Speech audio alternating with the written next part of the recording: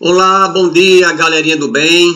Bom dia, bom dia. Mais uma vez estamos aqui para mais uma aula de geografia. Hoje nós estaremos propriamente dito, entrando nos nossos conteúdos mais na área de geografia.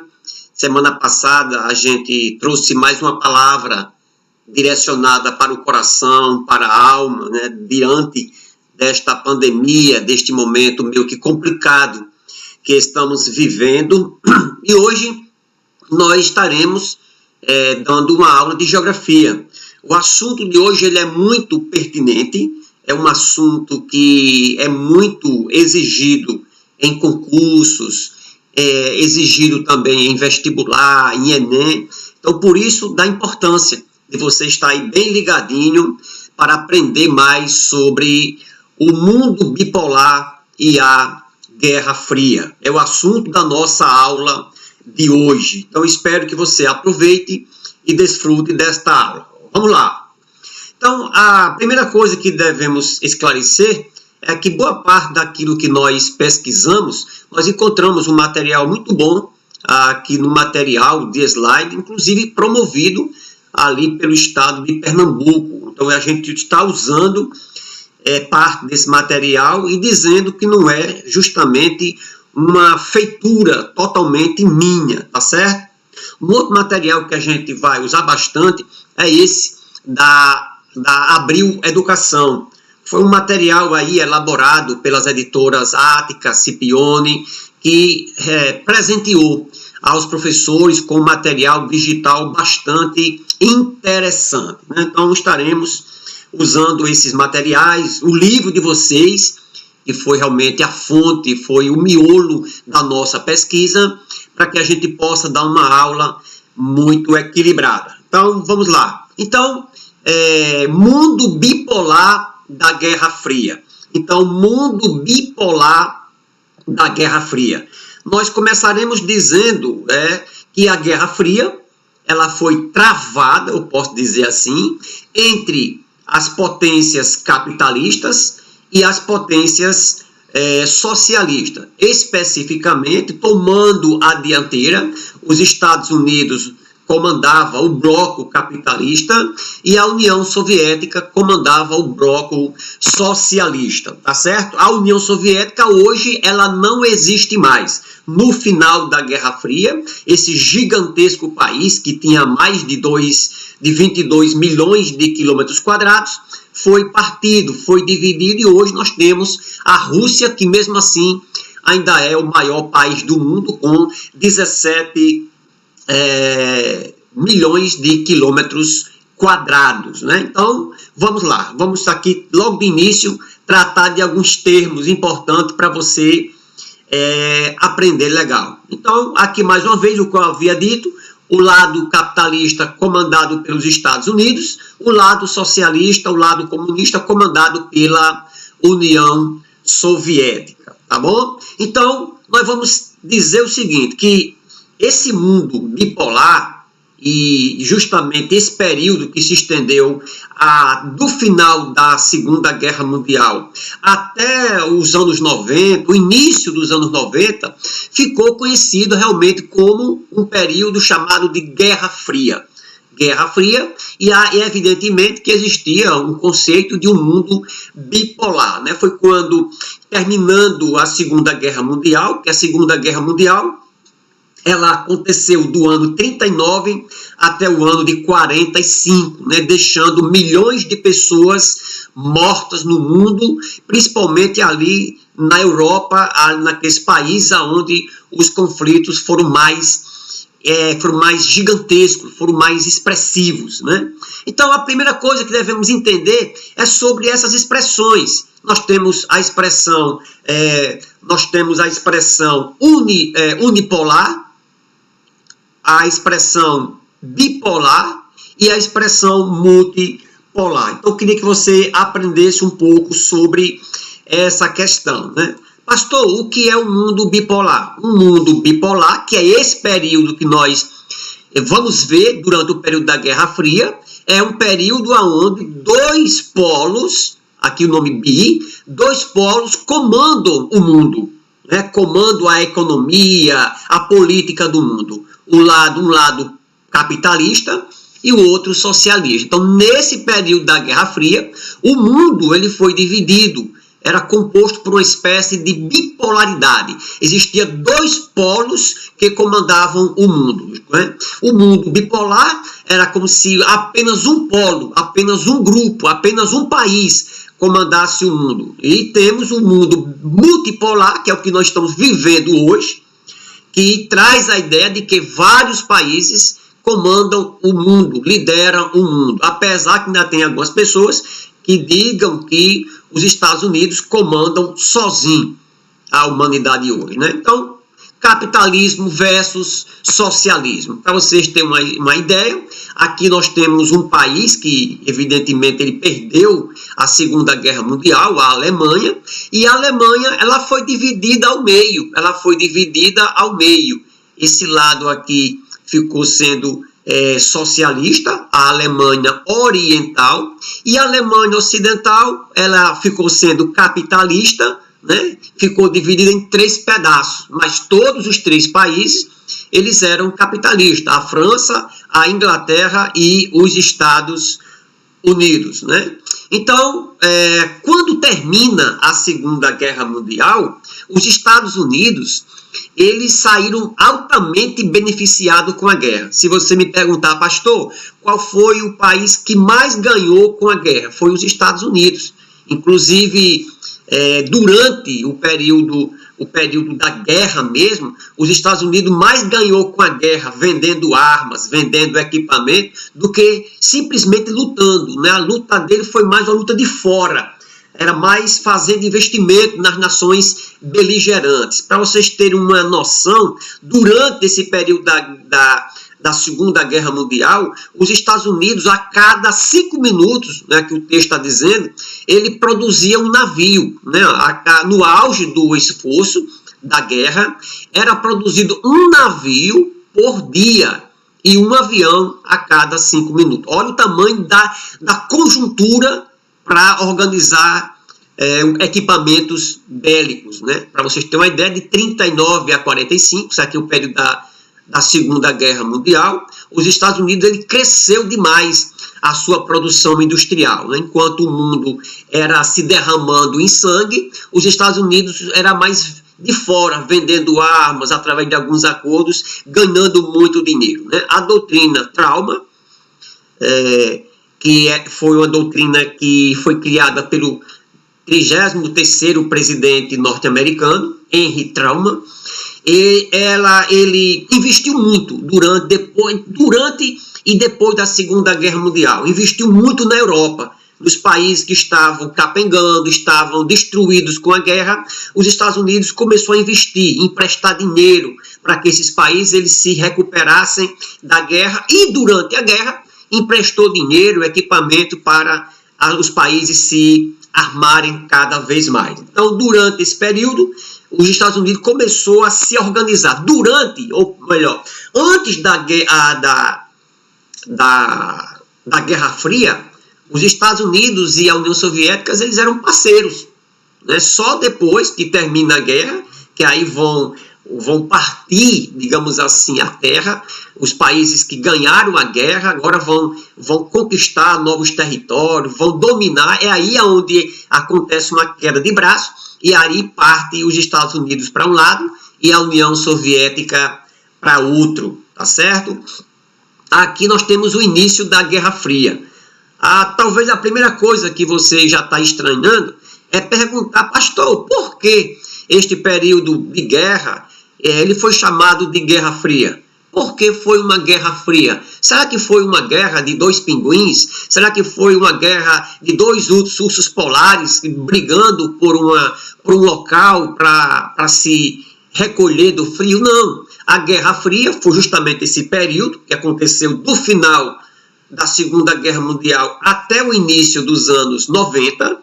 Era chamado de Guerra Fria, era porque não era uma guerra de armas, ou melhor, de armas até que era, mas não era uma guerra de tiro, não era uma guerra de explosão, não era uma guerra de derramamento de sangue, era mais uma guerra de acusação, era uma guerra ideológica, era uma guerra tecnológica, era uma guerra de ameaça, né? Então foi por isso que esse período foi chamado de Guerra Fria, né? Guerra Fria. E, ao mesmo tempo, chamado de bipolar, porque duas grandes forças comandavam o período naquele tempo. Os Estados Unidos, ele era o poder do lado capitalista, e a União Soviética comandava a liderança socialista. Então, depois da guerra, estes dois países tomam rumos diferentes. Aí dali para frente nós vamos ter esse período que nós chamamos de Guerra Fria. Uma grande disputa tecnológica durante esse período da Guerra Fria, para saber quem tinha mais tecnologia para ser investido na produção de arma, na produção de equipamentos, em tecnologia de espionagem. Então foi um período complicado. Eu lembro que eu era pequeno e todas as noites a gente assistia o Jornal Nacional, lógico que principalmente agora já para o finalzinho durante os anos 80, e a gente ouvia as notícias dessa Guerra Fria, as ameaças vindas do lado socialista e as ameaças do lado capitalista. Durante esse período, nós vamos ver um pouquinho mais na frente, aconteceu a corrida armamentista. Era justamente uma corrida de bastidores, era uma corrida para saber quem era mais poderoso na guerra, quem era mais poderoso através do poderio bélico, no poderio de matar, quem tinha mais armas, quem tinha mais mísseis, quem tinha mais tanque de guerra, quem tinha mais armas mortíferas, né? Então aí foi uma corrida muito forte, chamada corrida espacial. Também, neste período, aconteceu o que nós chamamos de corrida espacial. Era uma corrida para saber quem conquistava o espaço, era para saber quem iria mais longe no espaço. Nós vamos também, daqui a pouco, falar um pouco sobre esta questão. E também, naquele período, tinha um período de espionagem. Dois serviços de espionagem no mundo, eles dividiam o espaço, né? Tinha a CIA, que era uma espécie de organização, né, dos Estados Unidos, e tinha também a KGB, que era do lado socialista. Era um serviço de espionagem, era um grupo, era uma associação, realmente era um conjunto de situações, né? Então, um poderio. Era a KGB, era um comando, era uma espécie de polícia secreta, uma espécie de investigadores, de espionagem. Era um grupo, né, que estava nos bastidores, sabendo notícias, procurando saber notícias e procurando ter um mapeamento da situação. Tivemos também, né, durante o período, a busca de aliados. A Guerra Fria, ela não foi, digamos assim, não foi uma guerra entre só os Estados Unidos e a União Soviética, não. Nós tivemos os Estados Unidos comandando o bloco capitalista, que eu vou até explicar um pouquinho aqui em poucas palavras o que é o sistema capitalista, que não é assunto da aula de hoje, né, para a gente falar de maneira mais profunda, e também o regime socialista, né? Então, nesse período, você ou fazia parte de um grupo ou fazia parte do outro. Por exemplo, nesse período da Guerra Fria, nós, brasileiros, nós éramos aliados dos Estados Unidos, né? Já, por exemplo, aqui na América nós tínhamos Cuba, que era a principal expressão socialista aqui na América. Inclusive, até hoje, Cuba ainda se intitula de um país socialista. E nesse período existiram conflitos regionais, conflitos local em algum país, mas que os Estados Unidos apoiavam um grupo e a União Soviética apoiava outro. Então sempre teve, durante esse período, e nós tivemos a guerra do Vietnã, tá certo? Como eu já havia dito para vocês, os Estados Unidos, ele era e é capitalista, como também nós brasileiros somos hoje. O capitalismo é um sistema econômico, político, social, baseado no lucro, né? Onde tem a divisão das classes sociais, nós temos uma economia de mercado, nós temos uma livre concorrência, onde tudo que se produz acaba indo para o mercado, e o principal objetivo é o lucro, tá certo?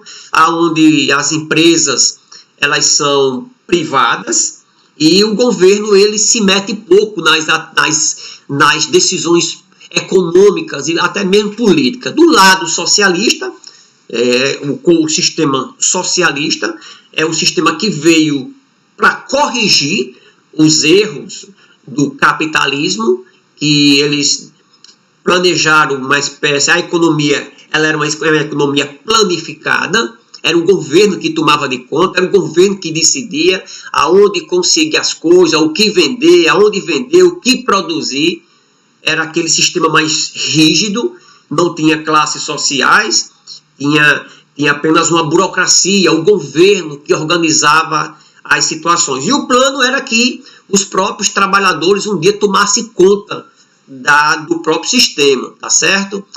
Como eu já havia dito, a economia ela é planificada, a economia tinha planos organizados para ser colocado em prática ao longo de 5 anos, eram os chamados planos quinquenais, e eu sei que esse sistema ele veio depois ruir por alguns motivos que nós vamos ver um pouco mais na frente, e que isso veio contribuir, praticamente foi o que determinou o final da Guerra Fria, tá bom? Então, só para a gente ter uma noção bem direitinho aqui, como eram essas duas potências, né? Os Estados Unidos da América, eles, depois da Segunda Guerra Mundial, eles criaram um plano, né? uma espécie de plano para coibir o avanço socialista lá na Europa. Então, foi criado por um senhor chamado George Marshall, era uma espécie de general do exército dos Estados Unidos, e a ideia era conter o avanço socialista no mundo, né? Era reavivar a economia de mercado, era investir para que o dólar ele tomasse conta da Europa, tomasse conta do mundo, e também coibir o avanço socialista que estava crescendo logo após da Segunda Guerra Mundial. A principal ideia desse plano Marshall aqui era justamente promover a reconstrução das economias que estavam destruídas nos países europeus, principalmente através de doações e também de empréstimos, para que os países eles saíssem do poço, saíssem daquela destruição que a guerra tinha promovido, tá certo? Também era um argumento, uma luta contra a pobreza e o desespero e o caos social. Então, do lado capitalista, nós tivemos o plano Marshall, e não coloquei aqui, e também tivemos a OTAN, né? A criação da OTAN, a organização do Tratado do Atlântico Norte. Era mais uma organização militar. Qualquer país aliado dos Estados Unidos que se envolvesse em alguma guerra nesse período, os Estados Unidos ele estaria lá para defender. Da mesma forma, todo mundo estava do lado capitalista, estava do lado dos Estados Unidos, né? Aí do lado socialista foi criado o que nós chamamos de Comintern, que foi uma espécie de organização criada para combater o plano Marshall. Enquanto o plano Marshall era um plano do lado capitalista, esse Comintern e depois o Comecon foram organizações criadas do lado socialista para alavancar, para dar uma avançada no sistema socialista, para que as nações que estavam sendo aliadas da União Soviética pudessem crescer, se fortalecer. Exemplo disso, nós tivemos aqui, como eu já havia dito, Cuba na América, nós tivemos alguns países também lá na África, tá certo? Então, foi uma maneira desses países aqui se organizarem. Do lado socialista, foram criados alguns blocos, mas algumas organizações, e do lado capitalista, da mesma forma. Então, observe que existia essa guerra mesmo, essa guerra de nervos, essa guerra psicológica, emocional, essa guerra de acusação, essa guerra mesmo de acusação, né? É uma guerra que eu sei que poderia ter acontecido uma guerra uma guerra física a qualquer momento, mas não aconteceu. Uma outra questão que eu havia dito a vocês é que a gente ia falar um pouquinho sobre a corrida armamentista, né? Disputa pela capacidade de produzir mais armas com maior poder de destruição. Né? Em 1949, a União Soviética ela testa a sua primeira bomba atômica. Os Estados Unidos, em 52, testa a sua bomba de hidrogênio. Lembrando, isso aqui já é história, que a Segunda Guerra Mundial ela tem praticamente o batido do martelo quando os Estados Unidos ele lança 2 bombas nucleares contra o Japão, contra a cidade de Hiroshima e Nagasaki. Então, os Estados Unidos saíram fortalecidos com esse acontecimento. E a produção de bomba de alto poder de destruição tinha de ser feita durante esse período para intimidar o adversário. Então, era uma coisa terrível. Durante esse período aqui, armamentista, também existia uma espécie de pesadelo nuclear.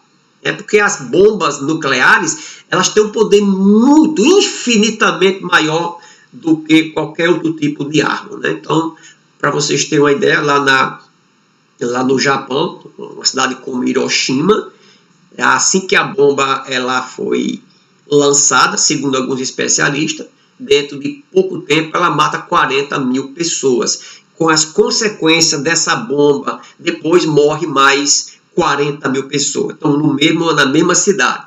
Coisa semelhante aconteceu também em Nagasaki. E durante esse período, nós tínhamos o KGB, tínhamos a espionagem, tanto do lado dos Estados Unidos, a CIA, e do lado da União Soviética, a KGB, tá certo? Era uma espécie de serviço secreto, era uma espécie de serviço de espionagem, e por aí vai. Aqui nós tivemos, vamos ver agora um pouquinho sobre a corrida espacial. Durante esta Guerra Fria, durante esse período que o mundo foi dividido nesses 2 polos, né, nós tivemos também a corrida espacial. Além de ter uma disputa, quem conseguiria mais território, quem conseguia mais aliados, quem tinha mais armas com poder de destruição, quem tinha mais mísseis, mais tanque de guerra, quem tinha maior poder de destruição. E tem mais. E essas notícias, elas tinham de chegar nos ouvidos do outro. Aí, no meio disso, também nós tivemos a corrida espacial, né, que aqui o próprio nome já diz, se de respeito aqui à questão do espaço, certo?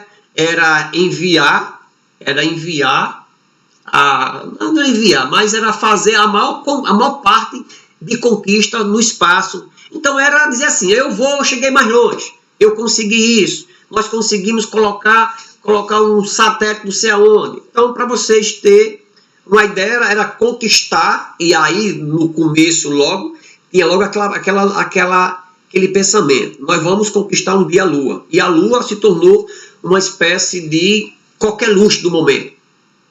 Para vocês terem uma noção, no ano de 1957, os Estados Unidos ele coloca seu primeiro satélite em órbita na Terra, o chamado Sputnik 1. Aí, durante também esse período, logo um ano depois, os Estados Unidos ele vai criar a NASA, que até hoje é uma das principais grupo, organização, entidade, não deixa de ser, de guerra norte-americano, né? E de pesquisa também, que não deixa de ser. No ano de 1961, o primeiro homem é enviado ao espaço. O nome dele está aqui, você está vendo. Yuri Gagarin, era um russo. Ele tinha apenas 27 anos, salvo engano. Né? Ele foi quem disse aquela célebre frase. Ele, em órbita da Terra, ele viu a Terra de longe, assim, e disse: a Terra, ela é azul. A Terra é azul. E a corrida espacial, ela vai terminar no ano de 1969, quando uma astronauta chamada de Apollo 11, ela chega à Lua. Neil Armstrong é o primeiro homem a pisar em solo lunar. Então, os Estados Unidos, ele ganha a corrida espacial conquistando a Lua, né? Pisando na Lua. Eu sei que talvez nas suas aulas de ciência, você já deve ter escutado do seu professor de ciência a explicação, e talvez também até de geografia, de que essa chegada do homem à Lua não é uma unanimidade entre os estudiosos. Algumas pessoas dizem que não, que a ideia do homem chegando na Lua, pisando na Lua, tirando foto ali, é apenas uma montagem norte-americana para ganhar, para inibir, para dizer que ganhou a corrida espacial, né? Mas para muitos, inclusive até que se prove o contrário, o que nós temos de certo é que o homem foi à Lua em 69 e depois, no ano de 72, 72, ele volta lá novamente. Então aqui nós temos uma cadela antes mesmo do homem chegar na Lua, a cadela russa chamada de Laika.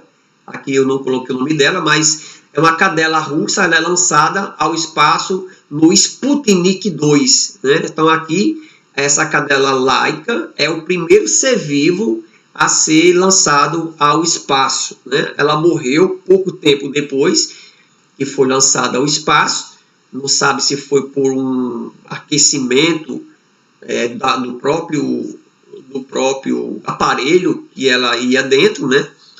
Mais o satélite, ou se por uma questão de mudança, sei lá, de alguma coisa na temperatura, oxigênio, gravidade. Eu sei que ela morreu há pouco tempo, né?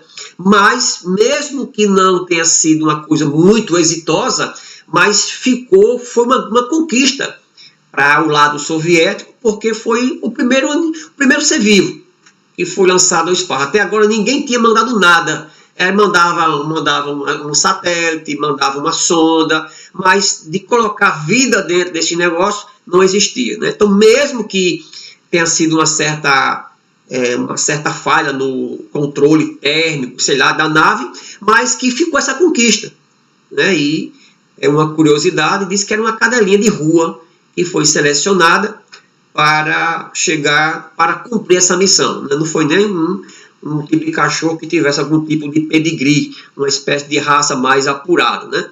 Aqui nós temos a foto do Yuri Gagarin, um camarada bem jovem, que foi lançado em órbita no dia 12 de abril de 1961. Lembrando que ele era russo, era uma espécie de trunfo, era uma espécie de conquista soviética. Né? Aí depois, os Estados Unidos, né, ele diz que chega à Lua com o Apollo 11. Né? Aqui nós temos alguns estudos, aqui é o norte-americano, o Neil Armstrong, teve mais alguns. Aqui nós temos o homem pisando na Lua, está aqui algumas pegadas, eles na Lua. Aqueles que dizem que eles não foram à Lua, é porque diz que a bandeira ela está mais ou menos tremulando, e diz que lá na Lua não tem vento, e também sombras, tanto dos astronautas, como possivelmente aqui desse equipamento, da nave, que eles chegaram lá. Então existe esse questionamento. Além disso, diz que existe uma barreira na atmosfera que impediria, né, que o homem ele chegasse a ultrapassar essa barreira com vida. Eu sei que, para efeito da história, o homem chega à Lua e ganha a corrida espacial no ano de 1969. Aí o mundo parou neste dia, né? Houve uma transmissão, mandaram mensagens, né? Firmaram essa bandeira lá na Lua, e aí disseram a frase que era um grande passo, né? Era um grande passo para o ser humano, mas era uma espécie de passo gigantesco para a humanidade. Foi um pequeno passo, mas um grande salto para a humanidade. Né? Aqui nós temos uma foto, isso aqui eu não sei, isso aqui é uma exposição do macacão, da roupa que os astronautas usaram durante essa viagem. Eu estava lendo recentemente, diz que essas roupas estão se deteriorando e estão fazendo alguma coisa para ver se conserva por mais algum tempo. Né? Diz que de vez em quando ela é exposta para a visitação. Apesar de ser um material muito delicado e muito resistente, mas com o tempo aí, né, vai se acabando. durante esse período da Guerra Fria, existia o que nós chamamos de cortina de ferro. A cortina de ferro. Não é que tinha uma cortina feita de ferro, mas era uma cortina, uma espécie de cortina imaginária, aonde se determinava os locais, olha, daqui para cá você não pode passar, daqui para lá você não pode meter o dedo. Então era uma cortina que separava os aliados capitalistas e socialistas, separava os territórios capitalistas e socialistas. Então era um limite, como eu coloquei aqui, um limite imaginário, criado para posicionar as tropas das superpotências. Existiam locais que as tropas elas ficavam enfileiradas, ocupavam um determinado lugar. Só a Alemanha, que nós podemos dizer que na Alemanha, essa cortina de ferro, ela foi materializada, né? Quando a Alemanha ela foi dividida em duas partes, a Alemanha Oriental e a Alemanha Ocidental. A Alemanha Ocidental capitalista e a Alemanha Oriental socialista. E a cidade de Berlim, que era a capital da Alemanha, a cidade de Berlim, ela foi dividida literalmente ao meio. Foi construído um muro, chamado Muro de Berlim, e esse muro dividia dentro dessa cidade. Foi construído numa noite só, num dia só, e quem estava de um lado não pôde mais voltar para o outro. Inclusive, durante esse período, muita gente morreu tentando atravessar este muro. Inclusive, o lado comunista, socialista, colocavam soldados diuturnamente lá com armas para impedir que as pessoas pulassem o muro, que quisessem fugir do lado socialista para o lado capitalista. E esse muro ele foi considerado, chamado de Muro da Vergonha. Era uma vergonha este muro, construído aqui, olha. E não tinha como as pessoas fazerem a passagem, quer dizer, de ter tinham. Muitas delas conseguiram, mas muitas pessoas morreram tentando fazer esta travessia, né? Então, só para mais um pouquinho, eu já havia falado um pouco sobre isso, que é a corrida armamentista, é uma corrida praticamente para ver quem tinha mais poder de matar. Infelizmente, não era uma corrida industrial, não era uma corrida para saber quem promovia a melhor situação de vida para a população. Se fosse assim. É por isso que toda guerra ela é louca, ela é insana, porque não justifica você matar uma pessoa, você matar milhares e milhões de pessoas, porque o objetivo da guerra é fútil, né? Então, aqui existia em meio a isso uma corrida espacial, uma corrida armamentista, quem tinha maior poder de matar, tá certo? Vamos aqui partir para os nossos finalmente. Eu já falei um pouco sobre isso aqui, que na Guerra Fria existia justamente essa corrida armamentista, essa corrida para ver quem tinha mais poder de matar, mais poder de intimidar o adversário, né? E nesse período aí, grande parte da tecnologia dos países, para vocês terem uma ideia, grande parte do que nós temos hoje de conquista, até mesmo na área de informática nos Estados Unidos, nasceu durante esse período. Então, durante a Guerra Fria, os Estados Unidos investiu muito em tecnologia. E uma dessas áreas tecnológicas que ele investiu foi a área digital, foi a área da tecnologia voltada para a informática, melhor dizendo. Isso aí promoveu, inclusive, a própria internet surgiu desse período. Então, os Estados Unidos ele teve um crescimento muito grande, apesar de ter gasto muito dinheiro, né, para se armar, como hoje gasta. Os Estados Unidos, hoje, se ele não gastasse tanto com guerra, ou se pegasse tudo aquilo que ele investe com guerra e investisse na fome, por exemplo, nós não tínhamos uma criança morrendo de fome na África, né? Então, é uma situação meio que complicada. Então, mas aí vamos à frente, tá certo? Vamos aqui partir para os finalmente. Durante esse período da Guerra Fria, né, onde as nações se alinhavam, os países capitalistas com eles mesmos, crescendo com eles mesmos, tendo alianças econômicas, políticas, do lado socialista do mesmo jeito. Só que, em virtude dessa maneira econômica e política de levar a situação, com pouco tempo, né, o lado socialista, o lado comunista, ele começou a aparecer falhas, e falhas gigantescas. Os países aliados da União Soviética começaram a passar por uma crise de abastecimento, faltando alimento.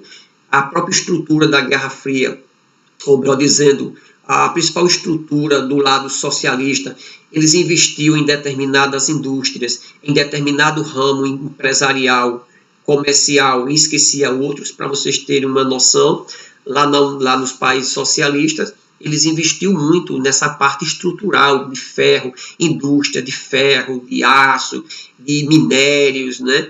Aquelas fábricas chamadas de base. Mas, em compensação, o mundo socialista ele deixou de investir em material mais tecnológico, mais de comida. É tanto que, se você for hoje a um país socialista, como, vamos lá, colocar aqui hoje a Cuba, você vai lá, você vai encontrar um sistema de transporte sucateado. Os carros de Cuba são todos carros velhos, não tem essa modernidade dos carros dos países capitalistas. Você não vai, por exemplo, quando aqui no Brasil eu estava colocando no meu museu alguns videocassetes, porque o DVD já tinha sido lançado, lá nesses países comunistas, o videocassete ainda era um produto de luxo.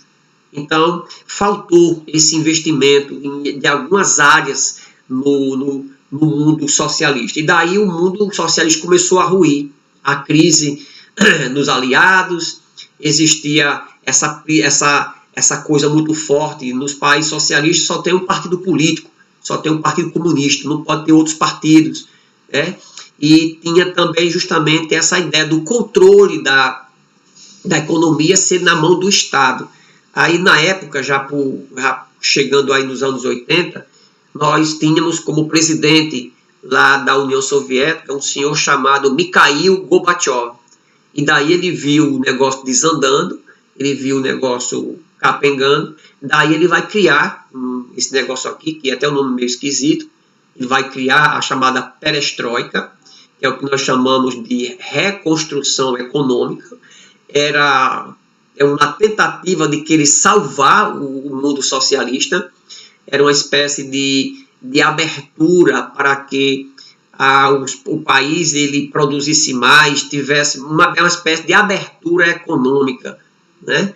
Onde fosse replanejadas as atividades econômicas, industriais no país, para ver se o país voltava a crescer, né? Eu coloquei até aqui, ó, o Gorbachev, aos poucos, abre o mercado soviético para as seguintes medidas. Olha que medidas ele tomou: redução de subsídios à economia, fim do planejamento econômico estatal, aqueles famosos planos quinquenais, a liberação do comércio exterior, então abertura para que o comércio exterior também pudesse ter acesso à economia dos países socialistas, eliminação dos limites de fábrica de produto e autorização de importação de produtos estrangeiros. Então, foram algumas medidas, mas já era tarde demais. Ele tomou algumas decisões, mas foi tarde demais. E outra, ele criou a que nós chamamos de Glasnost. Glasnost, que o que era isso? Enquanto a perestroika era uma abertura econômica, a Glasnost era uma abertura, eu poderia dizer, política. Era uma tentativa, era uma espécie de transparência, né? E, na verdade, não deixava de ser uma abertura política, né? Você vai observar que existia essa transparência, e que transparência era essa? Era deixar o povo mais a par das decisões, era o povo mais próximo para tentar combater a corrupção, para tentar... Era uma espécie de... Vamos aqui, deixa eu aqui abrir aqui o pacote, deixa eu contar para vocês o que está acontecendo. Então, houve essa abertura, né, da política, onde a população ficou mais próxima do governo, mas isso aqui já era tarde demais, né? Aqui foram tomadas algumas decisões, mas, para vocês terem uma ideia, houve a anistia de presos políticos. Na época, era muito comum a prisão de pessoas lá, porque se você discordasse daquilo que o sistema ele pensava, você acabava preso, quando não acontecia outra coisa, né? Que aí fica para a sua concepção o que é essa outra coisa. Então, houve uma espécie de fim da censura a jornais e artistas. Durante o período, ninguém podia publicar nada contrário ao próprio sistema. Tivemos também a liberdade dos grupos religiosos. Ao longo dessa Guerra Fria, até hoje, eles matam cristãos como se fosse mosca, né? Então é um dos sistemas que mais persegue o cristianismo, e teve o fim do Partido Único, que é o Partido Comunista, tá certo? Teve o final desse partido. Outros partidos agora estavam surgindo, então tudo com a tentativa de salvar o sistema. Lembrando que isso aqui era mais no coração do sistema comunista, que era a União Soviética. Mikhail Gorbachev era o presidente da União Soviética, né? E aí veio acontecer o fim da Guerra Fria. E assim como o principal marco da Guerra Fria foi o Muro de Berlim, a divisão do mundo nessas duas partes, o final da Guerra Fria também teve a ver com o Muro de Berlim. A queda do Muro de Berlim aconteceu e praticamente aí essa Guerra Fria veio chegar ao final. O ano de 89 foi um ano muito importante, porque a humanidade ela passou por uma série de eventos que até então ninguém pensaria que poderia acontecer. A queda do Muro de Berlim, né? A Alemanha ser reunificada. Se um dia você tiver uma pergunta e alguém perguntar o que foi a reunificação da Alemanha, você vai dizer que foi o período em que a Alemanha passou esse tempo todo aí, quase mais de 50 anos, mais de 50 anos, dividida ao meio, rachada no meio, e com a queda do Muro de Berlim, esse país ele volta a se tornar um só.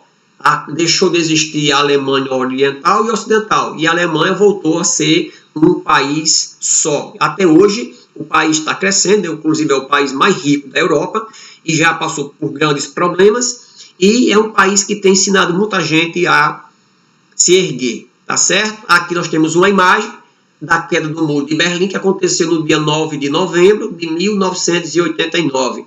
Aqui as pessoas saíram às ruas pichando, e as pessoas derrubavam esse muro, levavam um pedaço de concreto para casa para lembrar, né? Então foi um período muito difícil, mas o mundo parou para ver a queda deste muro, que aí se constituiu o fim da Guerra Fria, né? De lá para cá, o mundo vem passando, nós vamos falar um pouco sobre isso na próxima aula. De lá para cá, o mundo ele tem vivido um período diferente. Os Estados Unidos saiu ganhador da Guerra Fria, o sistema capitalista saiu mais fortalecido ainda, o regime socialista ele tem um grande declínio, a União Soviética ela é dividida, né, em vários outros países que estão passando por uma transição, apesar de fazer aí praticamente 20 anos, mas estão passando por essa transição, voltando ou passando a ser capitalista, e o mundo hoje é dirigido, comandado pelos Estados Unidos e mais algum grupo, né? Por exemplo, a União Europeia, a própria China hoje também está ditando as regras no mundo, tá bom? Então, a nossa conversa por hoje chegou ao final, fim de papo, como eu estou dizendo aí. Quero que vocês, se for possível, assistam essa aula mais de uma vez, tá bom? Próxima semana nós teremos mais outra aula. No grupo eu vou estar postando uma atividade para vocês, tá bom? Um abração e fiquem na paz.